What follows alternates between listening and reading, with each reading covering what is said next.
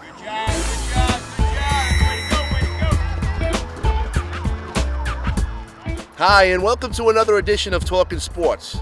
I'm Charlie DeBiase, sports reporter for the Staten Island Advance, and this week our topic is high school girls cross country.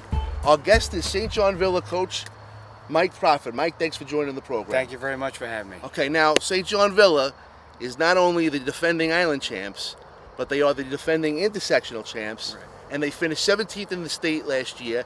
They have their top 7 runners back. And Mike, how has it been so far, and what are you looking to do in the early going this year? It's been very good. The girls are extremely hard workers. They put in a lot of mileage over the summer. Did a lot of good work, and I think they appreciate the level that we're looking to go to. We obviously like to finish higher in the states. Top 10 to 15 would be very, very good for us. Unfortunately or fortunately, New York State is the best cross country in the United States. Five of the top 12 teams in the nation come from New York State. Wow. So when we're going, and 7 of the top 20.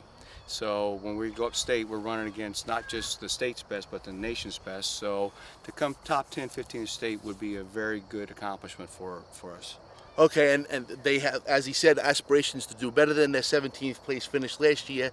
You have several girls returning: Alexis Pavona, Dana Manarino, Kelly Dennis. How have they been doing so far, and how have some of the other girls been doing in your mind on your team?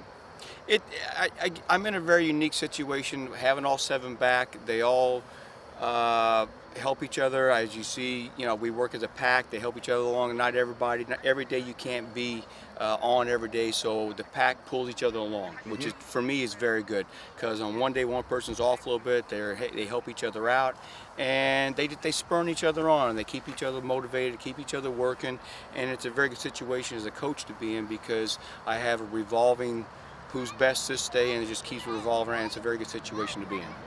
Okay, and then with your top 7 runners returning, which is incredible. I mean, when you finish as successful as they did last year, to have the top 7 back is great. You also have a couple of top-notch freshmen in the Claudio sisters.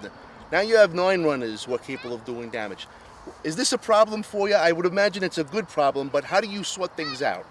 A lot of coaches would like to have the problems that I have. I'm probably a good 10 to 14 deep in runners that I can pull from. So while I do sweat injury problems, I don't worry about it, because I have people that can fill in the gaps. It keeps people honest. It keeps people who wants to be top 7. It keeps everybody motivated. So yes, my biggest problem will be at the end of the championship time at the end of October is who is going to be my top 7, which is a great thing for me to have to deal with. Okay, well, only time will tell to see how Villa and the rest of the island contingent does. Mike, thank you very much for joining the program this week. Thank you very much for having me, Charlie. Appreciate it. Thank you. That's it for this week's edition of Talking Sports. From Great Hills Park, I'm Charlie DeBiase. And remember, for all the sports results, please log on to silive.com.